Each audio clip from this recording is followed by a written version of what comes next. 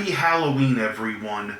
Another Montober comes to a close, and we are talking about Halloween Resurrection from 2002.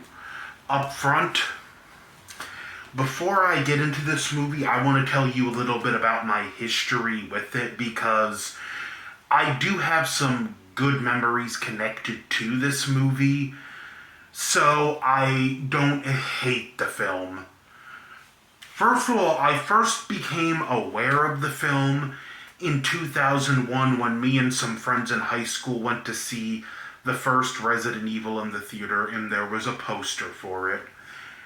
Well, a lot happened to go on that year, and come summer of 2002, I had a very uncertain, immediate future. It was really stressful, and it was looking like I was going to go into my junior year of high school homeless, which I did not want to do.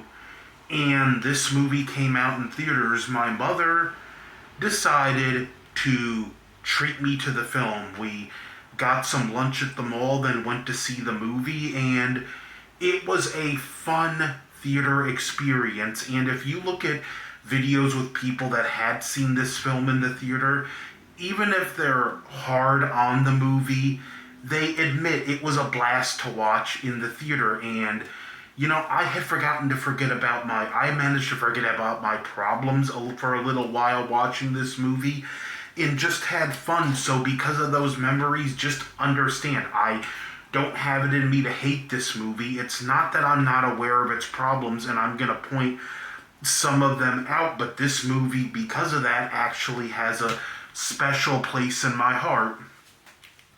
Up front, I do think it has a strong opening, even if the reasoning we get for Michael Myers is stupid.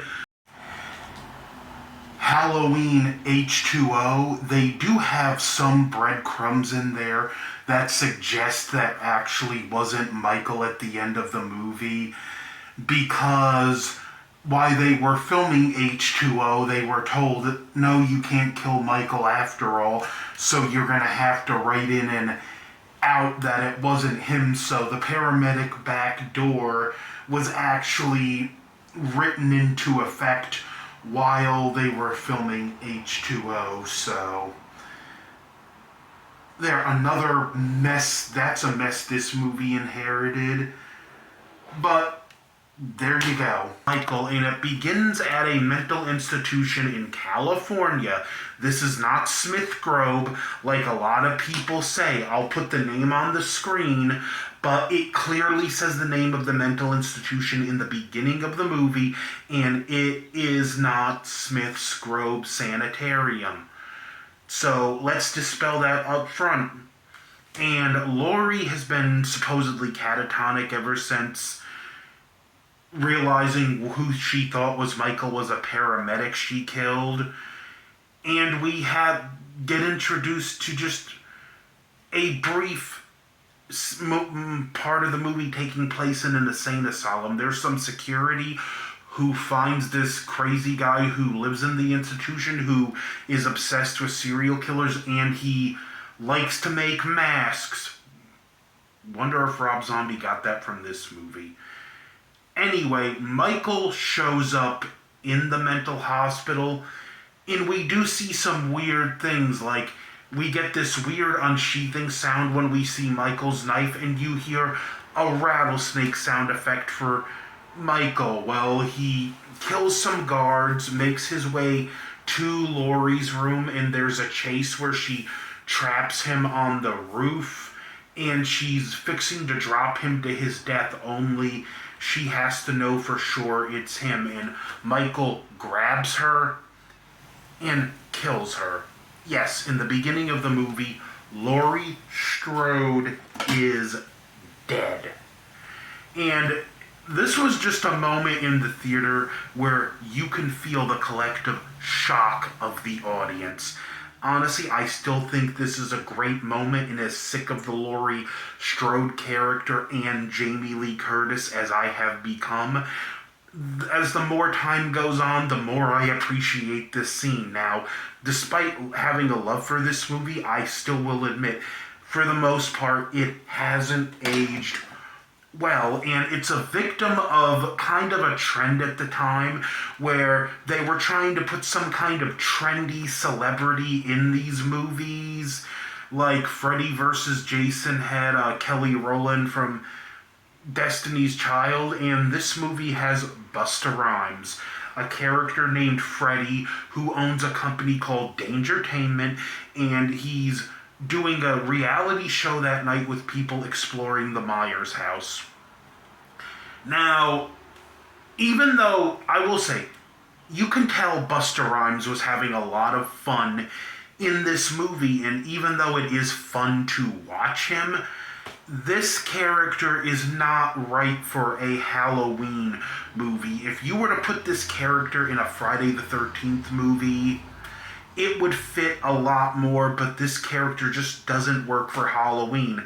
See, even though I like this movie, acknowledging some of its criticisms, and we meet our cast, our main character, Sarah, who isn't really the best final girl, and her friends, Jen, played by Katie Sackhoff, and Sean Patrick Thomas, who plays Rudy, who this character I did like because, okay, at the time, like sophomore and junior year, I took a lot of culinary related classes in school, so the fact that this character was studying culinary in college, like, yeah, I kind of like latched onto that character right away because I was taking similar classes to him, but they're all chosen to be on Dangertainment and explore the Myers house. We meet the rest of our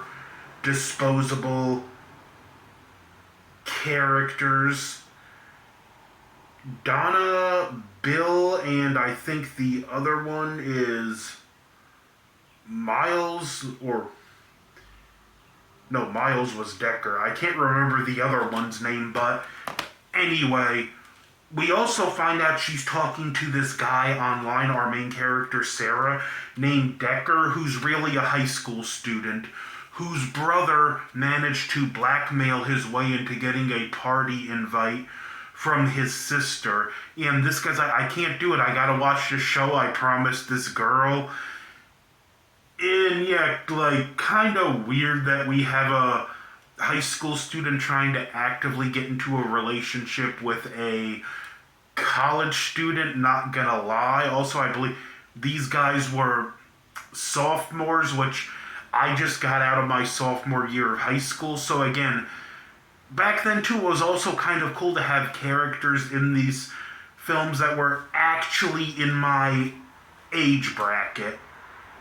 But it's some pretty, like, it is what it is with them.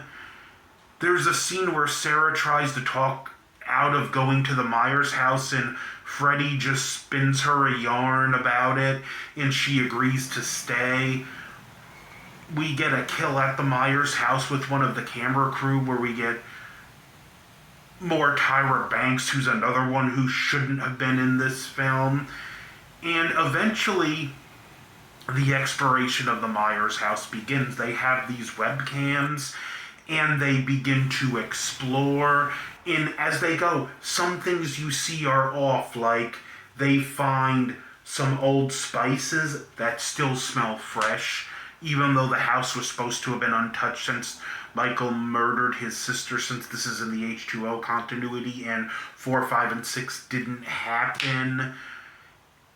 Two characters, well, they find this weird metal thing, and then they find like a locked manhole cover type thing in the basement, and there's like a whole tunnel thing underneath the Myers house. They figure out the keys there, and they find body parts that fall through a wall, only for to find a Made in Taiwan label on one of them. Another weird thing this movie does do is every now and then on the webcam you see a flash of Michael Myers' mask that it just doesn't make sense whatsoever. At this point, there are two high school students there at the party, and Decker sneaks into this one room to watch the show on the computer, which I can relate to that because I'm kind of an introvert, and had I been dragged to a party like that at that age, yeah, I would find a room where I could quietly put on whatever horror movie marathon is going on.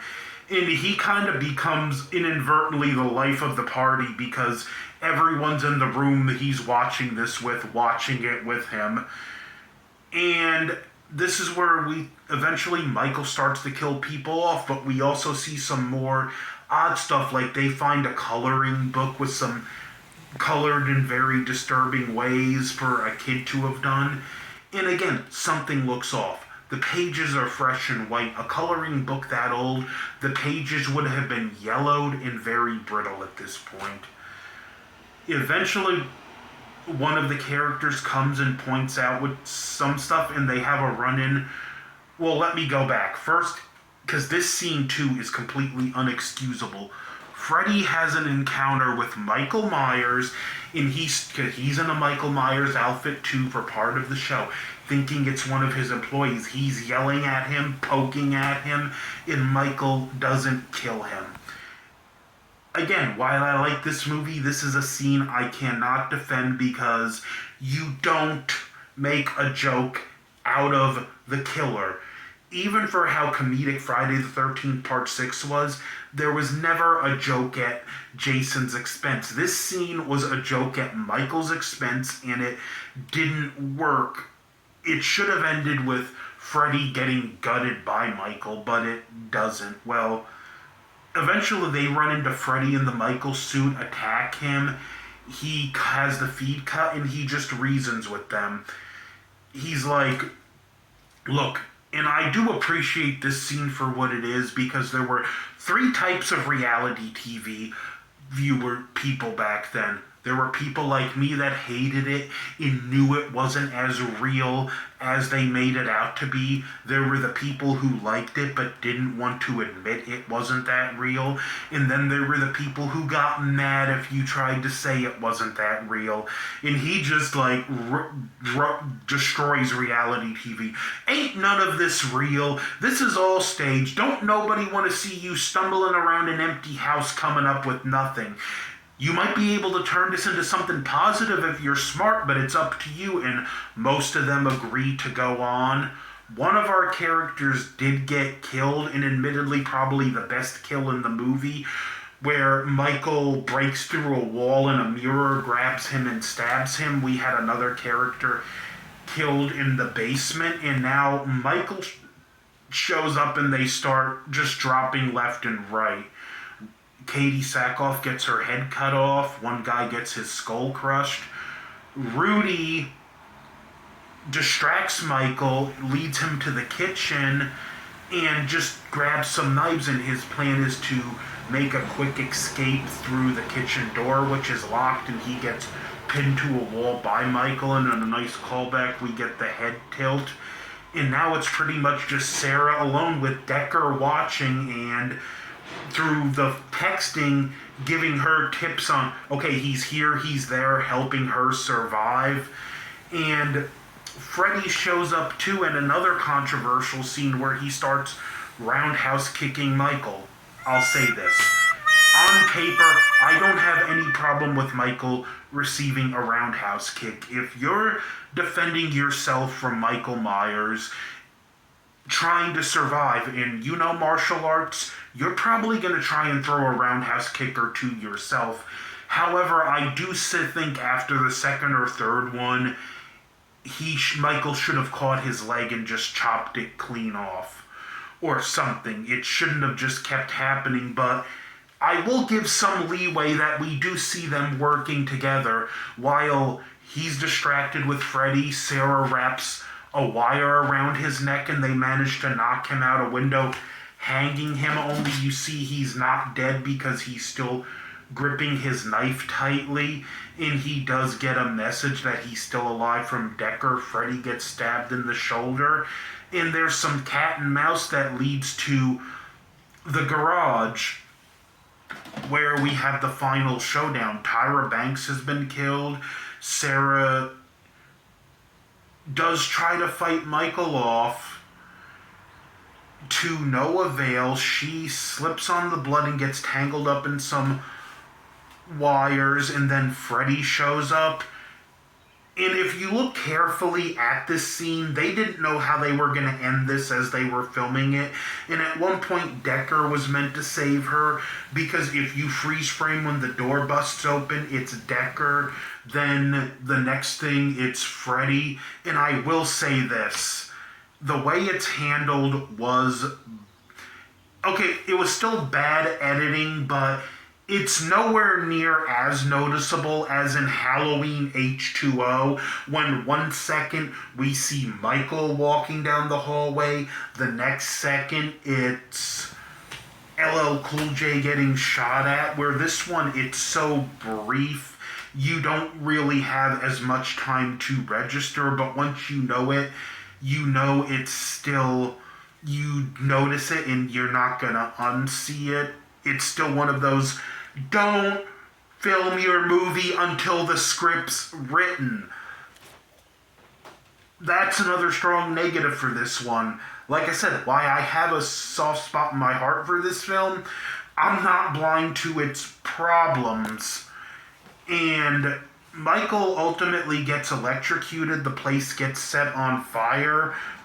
Sarah thanks Decker on the news, and no doubt this kid is now going from just one of the kids in the school nobody notices to the hero and the most popular kid in a night.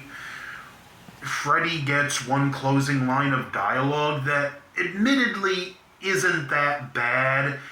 And I do like this too, because where in the beginning he was trying to exploit these people, now he's kind of protective of Sarah, and he hits the camera, and again you see one last cut of Myers' mask, and it ends at the coroner's. The coroner's obviously busy, and the guy's like, well, you got a real celebrity tonight, it's Michael Myers. And while she's examining the one body, the curiosity gets the better of her. She unzips the body bag, we see the mask, and she just has to see what she looks like. She grabs the mask to pull it off, and you see his eye open, and the film ends, and this continuity never continues, which I admit is a good thing. Even though I don't like this film, we did not need a follow-up to it. They just kind of gone in a direction where remaking it really was the only course, because the timeline was so fractured, and it's where do you go from here? Halloween Resurrection is a complete mess of a movie, and most people are not gonna like it. I'll say this, if you are one of those people that like it, just, have a good sense of humor about it. Have some fun about it. While this is not a good movie, this is a fun movie to put on with some friends and just joke about it. I'm saying you can have fun here despite its problems. And as far as Michael Myers goes, Brad Lorry, he's a solid Michael Myers. Not my favorite, but a lot better than the Michael Myers we got in H2O. And although I still think it was a mistake that you can see his eyes in this, and I feel like you should never really see Michael's eyes, at least he didn't have the derpy looking eyes from H2O, and there is a meanness in his eyes. But yeah, not my favorite Michael, but he's not a bad Michael, and at the very least, he's better than H2O's Michael. So, it's been a fun Montober this year. I've covered 2 franchises, Psycho and Phantasm, and that was a lot of work, but it was worth it. I hope you guys enjoyed it, and, if your parents, be on the lookout this year.